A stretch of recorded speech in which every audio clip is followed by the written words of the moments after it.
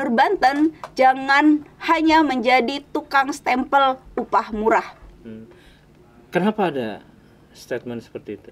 Karena tadi runtutannya dari gubernur itu tidak pernah mau menggunakan hak diskresinya untuk menetapkan upah UMK dan UMP keluar dari formulanya, padahal hak diskresi gubernur itu ada.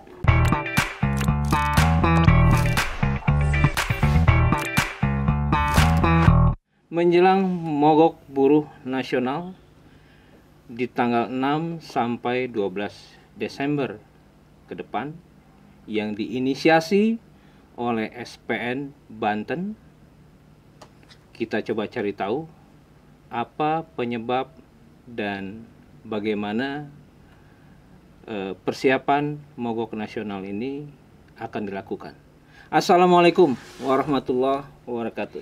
Waalaikumsalam warahmatullahi wabarakatuh. Sudah hadir bersama kita Ibu Intan Indria Dewi SM, Ketua SPN Banten, Ketua DPD SPN Provinsi Banten. Nah, ini penggerak dari mogok yang akan dilakukan secara nasional ya. Betul.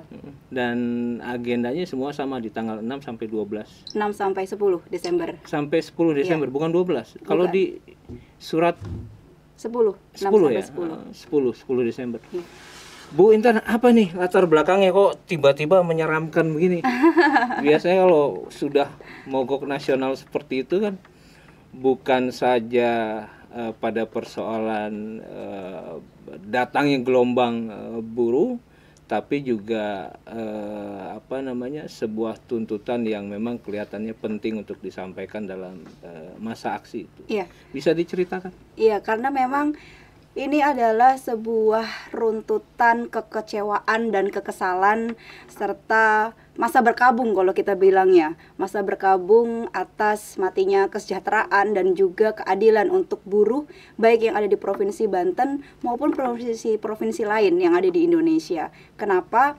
Salah satunya adalah terkait dengan UMK atau upah.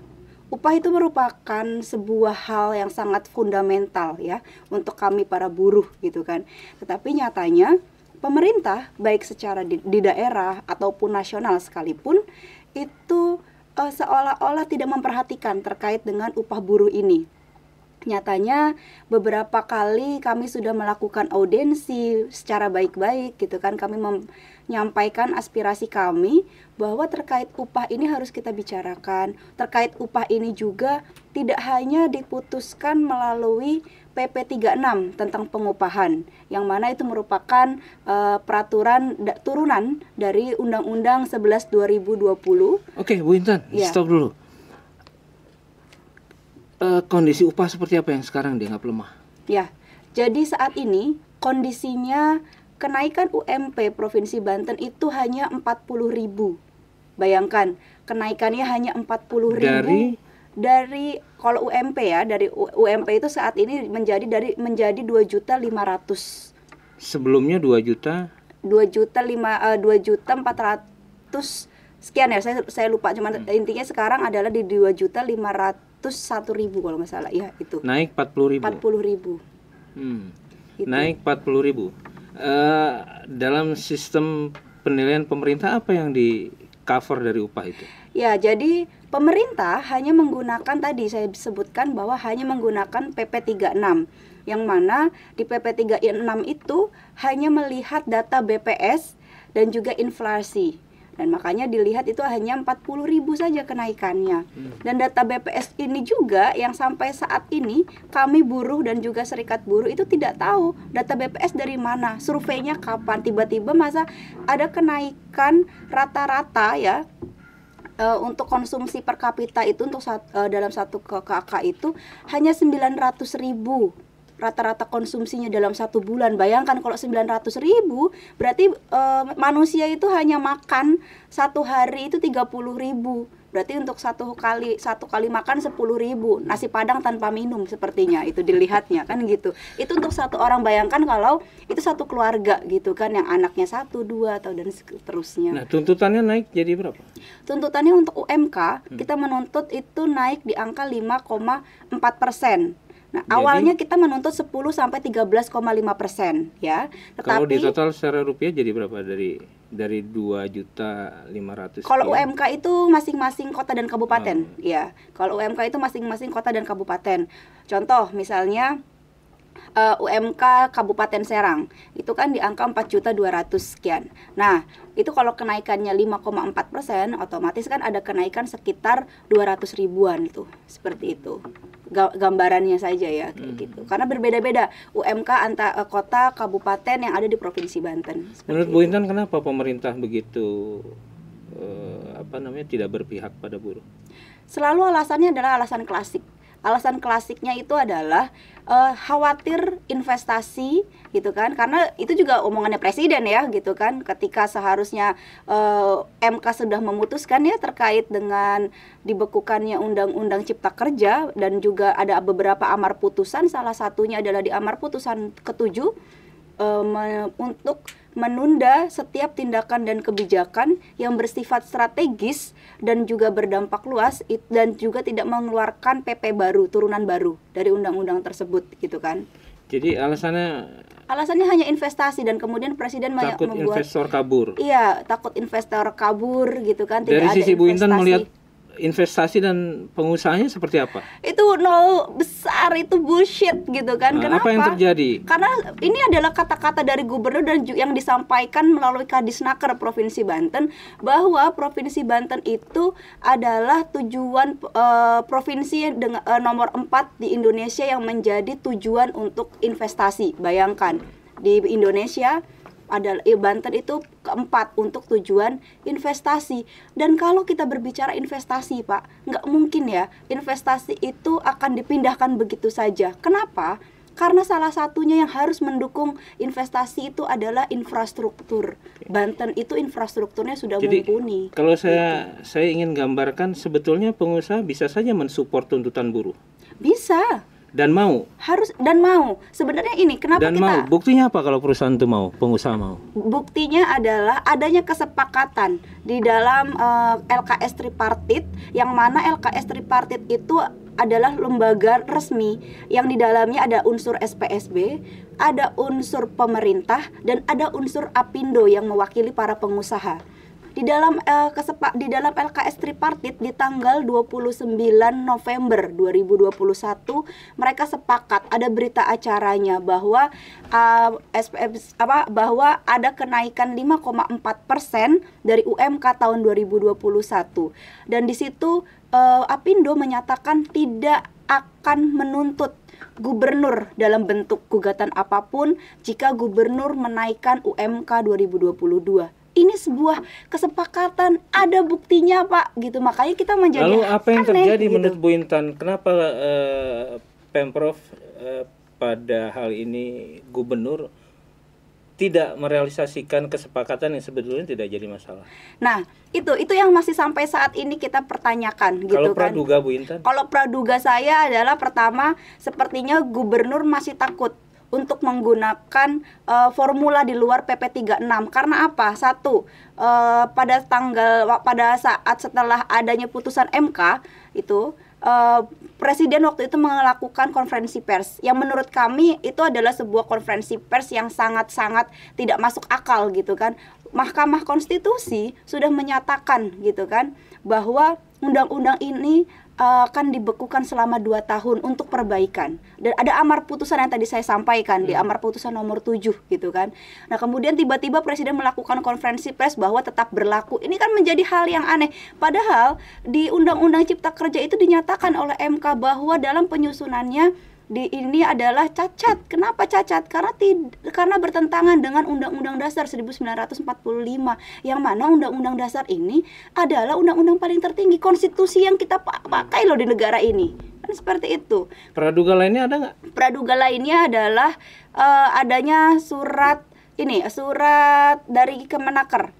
Ya, surat edaran dari Kemenaker menyatakan bahwa gubernur harus menggunakan tadi PP 36 itu. Makanya akhirnya gubernur menggunakan PP 36 yang mana UMK di Provinsi Banten itu kenaikannya di beberapa kota dan wilayah hanya 0, sekian persen. Dan ada 3 wilayah yang akhirnya tidak naik sama sekali UMK-nya. Itu ada Kabupaten Serang, ada Kabupaten Tangerang, dan juga Kabupaten Pandeglang. Seperti itu. Nah, menurut Bu Intan salah atau benar? Ya salah besar toh. Salah besar. Salah besar. Dan satu lagi ya Pak ya, ini saya selalu bilang gitu, untuk gubernur itu jangan cuma jadi tukang stempel upah murah, saya bilang kayak gitu. Kenapa gitu? Karena kan coba dipertegas. Ya. Gubernur Banten jangan hanya menjadi tukang stempel upah murah. Kenapa ada statement seperti itu? Karena tadi runtutannya dari gubernur itu tidak pernah mau menggunakan hak diskresinya untuk menetapkan upah UMK dan UMP keluar dari formulanya, padahal hak diskresi gubernur itu ada. Berisiko nggak? Enggak, itu haknya gubernur kok, gitu kan? Haknya gubernur itu untuk menggunakan itu, dan itu pernah dilakukan waktu itu sama Ibu Atut. Oh, jadi selama ini yang paling berpihak kepada buruh dalam sejarah Provinsi Banten hanya Bu Atut. Hanya Bu Atut. Rano Karno waktu itu seberapa kali minta ditemuin selalu kucing-kucingan sama buruh. Bapak Wahidin Halim dari beliau menjabat sampai detik ini boro-boro mau duduk bareng sama buruh ketika kita melakukan demo atau apapun itu. Tidak pernah mau duduk bersama. Kenapa? Alergi, gatal-gatal.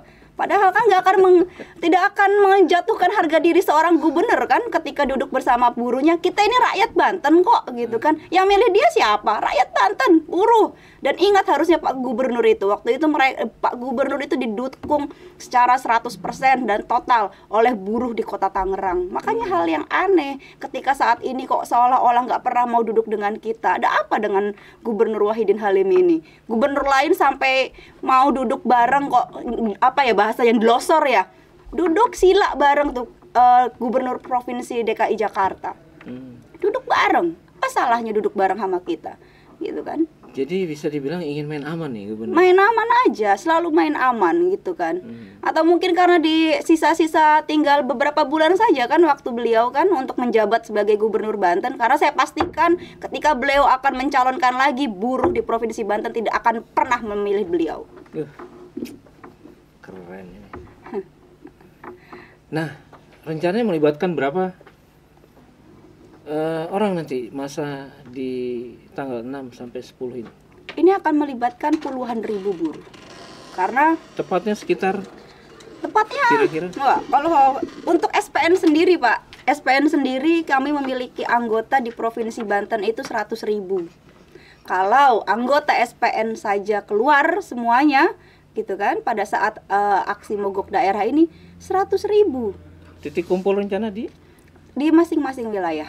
Kemudian menuju kita tidak akan menuju kemana-mana karena ini sistemnya kita adalah unjuk rasa menyampaikan pendapat dalam bentuk dengan seluruh anggota.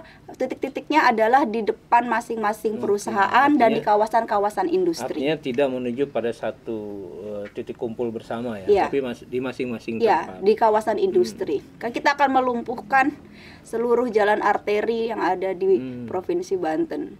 Biar seluruh buruh tumpah ruah di jalan arteri. Karena selama ini kita gunakan jalur-jalur resmi, jalur-jalur baik-baik melalui adensi nihil hasilnya Pak. Nah, kemudian yang dimaksud mogok ini tidak bekerja sama sekali dari pagi sampai sore, dari tanggal 6 sampai tanggal 10 Desember. Nah, bagaimana tanggapan yang ada dari pengusaha? Kalau tanggapan dari pemerintah kemarin, kalau dari pengusaha ketika ini akan mogok, kalau pengusaha ya pasti mereka protes dong, gitu kan, ya gitu. Tapi kita menyampaikan kepada pengusaha ini tidak akan terjadi, tidak akan pernah terjadi kalau tidak adanya kesewenang-wenangan yang dilakukan oleh pemerintah kita. kalau misalnya tidak buntu gitu kan. Kalau saja gubernur segera merevisi SK UMK 2022, tidak akan pernah terjadi hal seperti ini. Kira-kira bakal ditanggapi nggak ini optimis? Kalau Dengan mogok nasional nih? saya selalu berpikiran positif, Pak, bahwa ketika kekuasaan dan arogansi oligarki dan pemerintah itu harus dilawan dengan kebangkitan gerakan buruh. Jadi saya yakin ketika kita bergerak bersama, tidak hanya SPN, tetapi ini adalah gerakan bersama seluruh serikat pekerja dan serikat buruh yang ada di Provinsi Banten. Saya yakin dan optimis. Nah, kalau gubernur dablek Kalau gubernur dablek, di video yang saya buat waktu kemarin bersama dengan kawan-kawan, saya menyatakan ketika gubernur dablek tidak mau merevisi SK UMK 2022, gubernur untuk segera turun dan mundur dari jabatannya saat ini juga. Jadi demonya dirubah? Iya, dirubah. Dan ini juga kita mundur. Tapi kan 6 bulan lagi tanggung. Nggak apa-apa.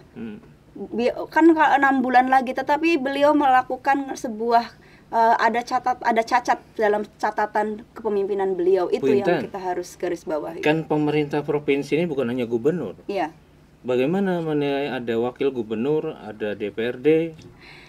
Kami sudah melakukan audiensi waktu itu ke DPRD, ke DPRD masing-masing kota dan wilayah sudah kita lakukan. Kemudian DPRD provinsi, bahkan di aksi tanggal 10 November DPRD itu hadir juga bersama kami, menyatakan akan menyampaikan aspirasi. Nyatanya kan semuanya akhirnya muaranya, walaupun apapun itu ada di gubernur. Yang tanda tangan kan gubernur nih. Walaupun saya tahu pasti ada pembisik-pembisiknya gitu kan. Tapi yang aneh, apa yang kira-kira dibisiki ya itu udah Pak Gubernur tanda tangan itu aja gitu kan ya. PP 36 aja kan kayak gitu tuh. Ya bisalah Pak Gubernur kan gitu. Lalu ada wakil gubernur? Ya wakil gubernur AA kami juga beberapa kali ingin sebenarnya bertemu. Tapi kan tadi dalam kondisi seperti ini sebenarnya tanda tangannya gubernur. Itu. Jadi eksekutornya ada gubernur tetap. Ada di Gubernur Banten. Iya. Gitu. Tapi saya yakin ketika ini kan tadi saya bilang bahwa gerakan mogok ini itu tidak hanya di Provinsi Banten dan tetapi hampir seluruh provinsi juga akan melakukan gerakan yang sama. Karena kenaikannya hanya 0, sekian. Iya. Karena tadi betul bahwa sebenarnya kesalahannya tidak hanya pada gubernur, tapi ada pemerintah pusat, ada andil di pemerintah pusat yang membuat akhirnya gubernur seperti itu, kan kayak gitu. Gubernur tersandra atau memang menyandrakan diri? Kalau saya bilang, kalau pelaku itu jangan suka berlagak jadi korban, kalau saya bilangnya begitu. Jadi semualah ya, saya bilang, semua pemerintah itu jangan, semua para pejabatnya itu jangan berlagak jadi korban lah gitu tuh. Tapi ngomong-ngomong, kenapa buruh selalu dijadikan biang keladi dari persoalan investasi sehingga harus mengalami tekanan terus-menerus, kalau bahasa saya dieksploitasi dalam persoalan upah? Ya karena memang janji-janji pemerintah itu kan jelas tuh, Presiden kemarin waktu konferensi pers selalu bilang bahwa kami menjamin keamanan investasi gitu kan untuk pengusaha yang akan melakukan investasi, ya baik yang baru ataupun yang lama, kan kayak gitu. Yang dijamin itu cuma investasi sama keberlangsungan usaha mereka, tapi lupa negara untuk menjamin kesejahteraan para rakyatnya kan. Aneh ini. Saya coba runut ke belakang ketika Bu Intan bilang penetapan penyesuaian upah sekarang itu berdasarkan hasil survei BPS. Iya. Yang kemudian dipertanyakan, kan biang masalahnya juga salah satunya di situ. Iya. Kapan survei itu dilakukan? Nah itu kemudian dia, saya juga. Itu yang kita pertanyakan. Gitu loh. Dan Kadis juga menyatakan. Memang SPN nggak pernah melakukan, atau serikat-serikat pekerja, serikat buruh nggak pernah melakukan survei tanding. Sudah Pak. Karena kan sebenarnya sebelumnya upah itu kan ditentukan berdasarkan survei KHL atau kebutuhan hidup layak ya. Nah, survei KHL itu yang menentukan akhirnya kan berapa sih besarannya yang layak untuk kenaikan. Tetapi tadi di Undang-Undang Cipta Kerja melalui PP 36 itu survei terkait dengan KHL itu dihapuskan. Hanya tadi mengandalkannya data BPS saja gitu kan. Ada perbandingan bisa diceritakan? Bisa. Survei? Salah Gimana? satunya ada di Kota Tangerang dan Kabupaten Tangerang. Mereka melakukan survei KHL. Mereka melakukan survei pasar ya. Mereka melakukan survei pasar dan hasil surveinya seharusnya UMK Kota Kabupaten Tangerang itu naik 13,5%. Jauh ya dari Iya. 0 sekian. Nah, jauh. Apalagi Kabupaten Tangerang nggak naik. Kan gitu. Kota Tangerang naik hanya 23 ribuan. Dari kabupaten kota di Banten mana yang paling rendah? Kabupaten Lebak. Berapa?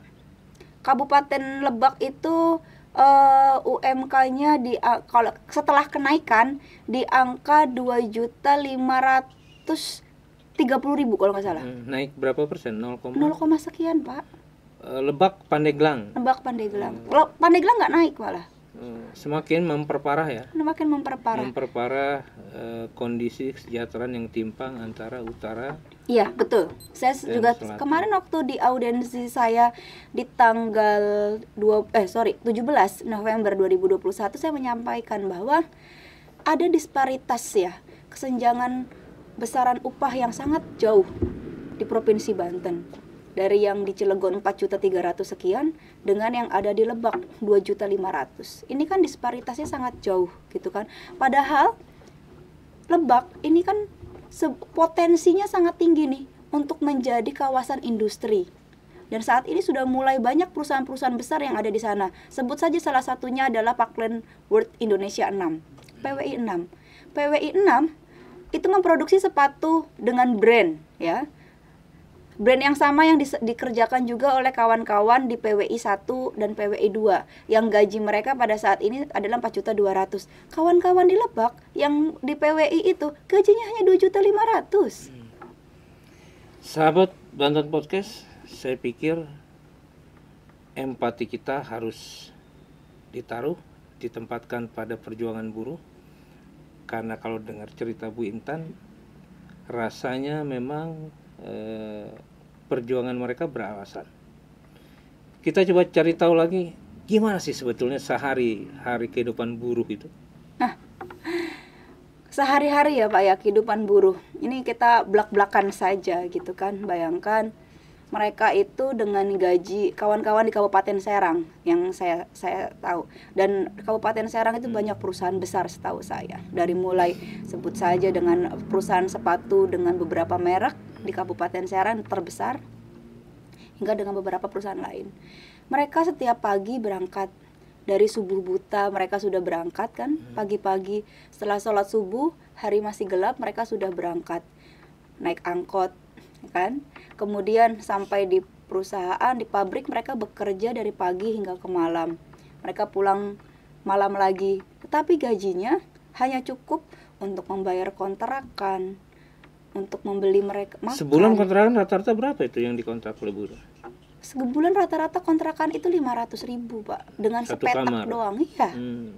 Itu ditinggali satu keluarga? Satu keluarga, bayangkan Pak. Itu belum makan yang harus, belum ongkos gitu kan. Itu kemudian juga biaya sekolah. Dan sekarang kita sama-sama ketahui di era pandemi saat ini kita harus membeli masker, menggunakan masker ya. Masker satu hari itu 2 kali minimal ya, 2 piece gitu kan. 1 piece itu harganya 2.000, 2 piece berarti 4.000. Bukannya di masa pandemi banyak hibah bantuan untuk buruh dari pemerintah? Yang saya dapatkan Pak nih hanya BPJS Ketenagakerjaan yang waktu itu memberikan paket sembako untuk bantuan kepada buruh. Bantuan paket sembako untuk setahun kan? Boro-boro cuma 1 kali. 1 kali selama masa pandemi? Iya. Ada gambarnya nggak? Gambar BPJS Ketenagakerjaan, iya. Kirain gambar. Dari pemerintah itu waktu itu sempat ada bantuan ya atau BSU. Kemudian tapi yang akhirnya menjadi kasus itu kan oleh menteri ya. Itu ada kasus korupsi di situ. Kemudian saat ini ada bantuan lagi untuk karyawan dengan gaji di bawah 3 juta. Di Banten yang gaji di bawah 3 juta hanya kawan-kawan Lebak dan Pandeglang. Jadi yang lain tidak dapat. Dan bantuan itu pun sangat kecil sekali. Nah, kembali pada persoalan rencana aksi di tanggal 6 sampai 10 itu berada di mana saja di wilayah Banten? Di seluruh provinsi Banten. Di seluruh provinsi Banten. Nah, yang kira-kira bakal dimacetkan di jalan arterinya juga hampir di seluruh jalan Hampir arteri. seluruh, ya. Jadi dari tanggal 6 sampai tanggal 10. Ya. Nah, ini sahabat Banten Podcast, nanti begitu macet jangan ngomel ya. Karena Kita kan, ya. Karena kita eh, tidak akan melakukan ini kalau gubernur segera merevisi SK UMK 2022. Artinya berempati bahwa apa yang mereka perjuangkan adalah hal-hal yang mendasar yang memang hak. Dan Dari sebenarnya, Pak, ketika gaji buruh naik, ketika buruh sejahtera, itu sebenarnya bukan hanya buruh, tetapi itu juga akan berdampak luas kepada masyarakat di sekitar, akan membangkitkan juga nih, akan membantu ekonomi masyarakat sekitar. Itu. Kalau buruh sejahtera pemerintah rugi nggak? Rugi dari mana? Lah mereka itu juga gajinya dari kita kan? Pajak kita, gaji mereka kan salah satunya. Soalnya kan kalau tidak berpihak seakan-akan kalau buruh sejahtera pemerintah rugi ini. Iya, makanya aneh kan gitu. Eh, Padahal kan gaji buruh itu hanya berapa persen dari produk yang dibuat oleh buruh. Contoh, perusahaan misalnya membuat baju atau aparel ya, atau baju nih, baju dengan merek seperti itu kan, ketika dijual keluar satu piece-nya harganya bisa sampai 1,5 juta. Nah, gajinya 1,5 juta itu satu piece. Sedangkan buruh memproduksi dalam satu hari satu orang targetnya adalah 200 piece. Satu orang 200 piece. Berarti 1.500.000 dikali 200 piece berapa? Gaji buruh berapa? Hanya 0, sekian. Istilah kasarnya, gaji buruh mah cuma label doang tuh, harga label doang tuh. Itu hanya 0, sekian dari keuntungan yang didapatkan oleh perusahaan. Jadi hal yang sangat-sangat lucu ketika perusahaan bilang akan merugi atau pemerintah bilang investasi akan dicabut. Gampang itu nyabut investasi dari Banten. Bohong besar. Nah, ngomong-ngomong, agenda mogok nasional khususnya di Banten tentunya ada orasi. Ya. Ada tokoh-tokoh yang datang atau hanya di kalangan pekerja saja? Untuk orasi-orasi tentunya dari tokoh-tokoh serikat pekerja, serikat buruh pasti akan datang, baik dari nasional ataupun daerah akan datang. Tidak mengundang pengusahanya untuk orasi juga? Pengusahanya orasinya ke pemerintah, makanya kemarin pemerintah daerah Banten mengeluarkan itu bukan himbauan ya, tapi pernyataan bahwa nanti besok itu mogok daerahnya dinyatakan ilegal atau tidak sah katanya begitu, karena tidak ada bahasa mereka membenturkan dengan undang-undang terkait dengan bagaimana mogok daerah itu mogok kerja itu adalah tidak ada gagalnya berunding kan, seperti itu yang surat yang diberikan oleh atau dikeluarkan kemarin oleh pemerintah daerah gitu kan. Tapi kan saya menyampaikan bahwa satu, serikat pekerja, serikat buruh itu dilindungi melalui Undang-Undang 21 2000 itu bahwa serikat pekerja itu memiliki hak untuk merencanakan mogok. Itu yang pertama. Kemudian yang kedua, Undang-Undang 9 bahwa kita dilindungi dalam menyampaikan pendapat. Ini unjuk rasa. Ini unjuk rasa kita, gitu kan? Kita melakukan unjuk rasa dengan melibatkan seluruh anggota dan seluruh pekerja yang ada. Di masa Covid perlu izin atau tidak perlu izin? Saat ini kita sudah menyampaikan pemberitahuan kepada Polda Banten terkait kegiatan mogok daerah ini. Bukan permohonan izin, tapi surat pemberitahuan. Pemberitahuan, karena memang tata caranya pemberitahuan, kita nggak perlu izin, kita pemberitahuan. Artinya diizinkan tidak diizinkan, nggak bisa diizinkan, pemberitahuan. Jadi kalaupun mau menghentikan masa aksi buruh, koordinasi saja dengan gubernur. Iya betul, karena memang seharusnya kan itu gitu kan. Dan yang saya sampaikan kemarin gitu, ketika kita menyampaikan bahwa kita akan melakukan aksi unjuk rasa penyampaian pendapat dengan seluruh pekerja yang ada di provinsi Banten ini gitu kan, seharusnya kalau pemerintah yang benar gitu kan, pemerintah yang nggak blegedes kalau kata ketua umum saya gitu kan, dipanggil dong, diundang, hayu duduk bersama, Ayo direvisi SK-nya sebaiknya seperti apa. Kan ya benar begitu. Oke, Bu Intan. Apa yang bisa Bu Intan sampaikan untuk gubernur, wakil gubernur, dan para wakil rakyat kita atas kondisi buruh saat ini? Iya, untuk yang terhormat Bapak Gubernur Wahidin Halim beserta juga seluruh jajaran pemerintah daerah Provinsi Banten, Bapak duduk sebagai gubernur itu adalah atas amanah rakyat Banten. Seharusnya kesejahteraan rakyat Banten menjadi prioritas utama Bapak Wahidin Halim.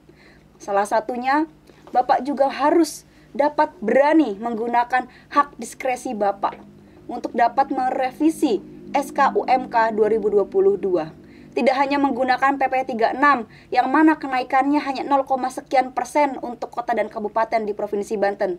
Bahkan ada 3 kota dan kabupaten yang tidak naik UMK-nya. Jangan sampai kami merasa bahwa pemerintah sudah meninggalkan kami buruh di Provinsi Banten. Sudah mati kesejahteraan dan keadilan yang ada di Provinsi Banten untuk kami buruh dan rakyat Provinsi Banten. Ingat Pak, amanah Bapak. Undang-Undang Otonomi Daerah jelas menyebutkan bahwa sebagai gubernur memiliki tanggung jawab dalam memenuhi kebutuhan hidup minimum dan layak untuk rakyatnya. Gunakan undang-undang itu. Tidak hanya undang-undang cipta kerja, Pak. Banyak undang-undang lain, banyak aturan lain yang bisa Bapak gunakan. Seharusnya hati nurani Bapak saat ini yang juga bisa Bapak gunakan. Jangan sampai saya selalu menyebutkan gubernur itu hanya seorang yang bisa menjadi tukang stempel upah murah, seperti pohon pisang yang memiliki jantung tapi tidak memiliki hati. Maka sekali lagi kami buruh di Provinsi Banten harus melakukan mogok daerah karena arogansi yang dilakukan oleh pemerintah daerah Provinsi Banten. Dan ingat juga bahwa mogok daerah ini tidak hanya di Provinsi Banten, seluruh provinsi yang ada di Indonesia juga akan melakukan gerakan yang sama. Dan ini seharusnya menjadi perhatian juga pemerintah pusat bagaimana menyikapi terkait dengan hak fundamental yang dimiliki oleh buruh. Ingat, kesejahteraan rakyat adalah yang paling utama. Hidup perjuangan buruh. Hidup buruh. Hidup juga dan selalu panjang umur untuk perjuangan. Assalamualaikum warahmatullahi wabarakatuh. Waalaikumsalam Terima kasih Bu Intan. warahmatullahi wabarakatuh.